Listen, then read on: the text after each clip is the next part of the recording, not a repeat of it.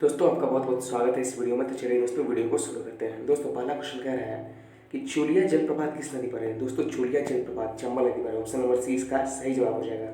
देखिए क्वेश्चन समझिएगा, आप इसको कैसे याद रखिएगा। देखिए च से चूलिया है और च से चंबल है, उससे आप इसको याद रख सकते हैं। ये चूलिया जलप्रपात चंबल नदी पर स्थित है। अगला क्वेश्चन आपके सामने यह कह रहा है कि 1906 में मुस्लिम लीग का गठन कहाँ किया गया था। दोस्तों 1906 में मुस्लिम लीग का गठन किया गया था ढाका में। ऑप्शन नंबर 20 का सही जवाब हो जाएगा। देखिए समझिएगा, क्वेश्चन ये पूछेगा कि मुस्लिम लीग का गठन कब हुआ था, याद रखिएगा 1906 में। क्वेश्चन ये पूछेगा कि मुस्लिम लीग का गठन कहाँ हुआ था, तो ढाका में। क्वेश्चन ये पूछेगा कि मुस्लिम लीग का गठन किया किसने था, तो याद रखिएगा सलीमुल्लाह खान ने। चलिए अगला क्वेश्चन देखते हैं। क्वेश्चन आपसे ये पूछा है कि कांग्रेस की स्थापना के समय भारत का वायसराय कौन था। दोस्तों क्वेश्चन ये पूछेगा, पहले तो आप इसका उत्तर लिख लीजिए। इसका उत्तर का ऑप्शन और सी लॉर्ड डफरिन थे, भारत के वायसराय उस समय।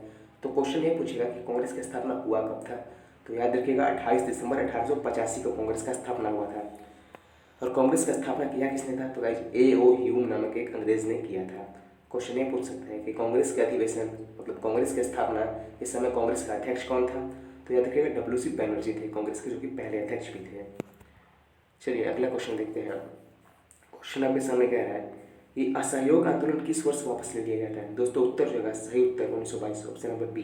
देखिए क्वेश्चन ये पूछ सकता है कि असहयोग आंदोलन कब चलाया गया था, तो गाइस 1920 ईस्वी में चलाया गया था। क्वेश्चन ये पूछ सकता है कि असहयोग आंदोलन किसके द्वारा चलाया गया था, तो गाइस महात्मा गांधी के द्वारा चलाया गया था, याद रखिएगा। और इसको स्थगित कब किया गया, यानी कब वापस लिया गया, तो गाइस 1922 में लिया गया। अगला क्वेश्चन आपसे पूछा है कि पानीपत का तृतीय युद्ध कब हुआ था। दोस्तों पानीपत का जो तृतीय युद्ध हुआ था वो आपको हुआ था 1761 में, ऑप्शन नंबर डी हो जाएगा। देखिए और ये युद्ध किसके बीच हुआ था ये पूछ सकता है, तो याद रखिएगा अहमद शाह अब्दाली और मराठों के बीच में हुआ था। और इस युद्ध में कौन विजयी हुआ था ये भी पूछ सकता है, तो याद रखिएगा अहमद शाह अब्दाली विजयी हुआ था मराठों को हराकर। अगला क्वेश्चन देखते हैं। क्वेश्चन आपसे पूछ रहे हैं कि सोलसेट द्वीप किस राज्य में स्थित है। बहुत ही फेमस क्वेश्चन है, इस सोलसेट द्वीप किस राज्य में स्थित है।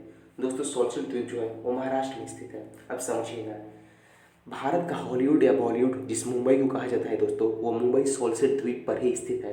तो क्वेश्चन आपके एग्जाम में सीधा सीधा उठा सकता है कि मुंबई किस द्वीप पर स्थित है, तो याद रखिएगा सोलसेट द्वीप। अगला क्वेश्चन आपसे यहाँ पर पूछा है दोस्तों, बहुत ही बढ़िया क्वेश्चन है आज का, बहुत ही बेहतरीन क्वेश्चन है कि किसने कहा था कि दिल्ली अभी दूर है। किसने कहा था कि दिल्ली अभी दूर है। गाइज हम बोलचाल में इसका प्रयोग काफ़ी ज़्यादा करते हैं, तो याद रखिएगा निजामुद्दीन औलिया, ऑप्शन नंबर सी। निजामुद्दीन औलिया साहब ने कहा था कि दिल्ली अभी दूर है। देखिए निजामुद्दीन औलिया कौन थे, क्वेश्चन में भी पूछ सकता है। तो गाइज संगीत के सबसे बड़े सम्राट, सॉरी संगीत नहीं कह सकते, उनको कवि कह सकते हैं, प्रतिष्ठित कवि कह सकते हैं कि अमीर खुसरो के गुरु थे। अमीर खुसरो के गुरु थे निजामुद्दीन औलिया। तो क्वेश्चन ये भी पूछा जा सकता है कि अमीर खुसरो के गुरु कौन थे, तो याद रखिएगा निजामुद्दीन औलिया थे।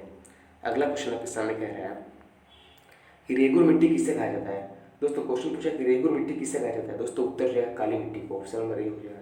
देखिए समझिएगा, काली मिट्टी की सबसे ज़्यादा अधिकता किस राज्य में पाई जाती है, तो याद रखिएगा महाराष्ट्र में। गाइस पहले गुजरात था, अब महाराष्ट्र है। और काली मिट्टी किसके लिए फेमस है, यानी किसके उत्पादन के लिए, तो याद रखिएगा कपास के उत्पादन के लिए। और काली मिट्टी को रेगुर भी कहा जाता है। देखिए क्वेश्चन आपसे पूछा है कि राज्यपाल की न्यूनतम आयु कितनी होती है, तो दोस्तों 35 वर्ष, याद रखिएगा। क्वेश्चन ये भी पूछ सकता है कि 35 वर्ष जो है न्यूनतम आयु किसकी किसकी होती है, तो गाइस राज्यपाल की, भारत के राष्ट्रपति की और भारत के उपराष्ट्रपति की, याद रखिएगा। अगला प्रश्न आपके सामने पूछ रहा है, देवताल झील किस राज्य में स्थित है। दोस्तों देवताल झील जो है उत्तराखंड में स्थित है, ऑप्शन नंबर सी हो जाएगा। समझिएगा ज़्यादातर अगर किसी भी झील के अंत में अगर ताल लगा हो गाइज, तो मैं सबकी बात नहीं कर रहा है दोस्तों, ज़्यादातर कह रहा हूँ कि उत्तराखंड में ही पाया जाता है। जैसे देवताल, राकस ताल, सात ताल, ये सारी झीलें गाइज उत्तराखंड में स्थित है और इन झीलों के नामों के अंत में ताल लगा है। तो गाइज आप इससे समझ सकते हैं। दोस्तों ये वीडियो आपको कैसा लगा और आपने कितना क्वेश्चन सही किया, प्लीज़ अपनी राय हमें कमेंट सेक्शन में जरूर बताएं।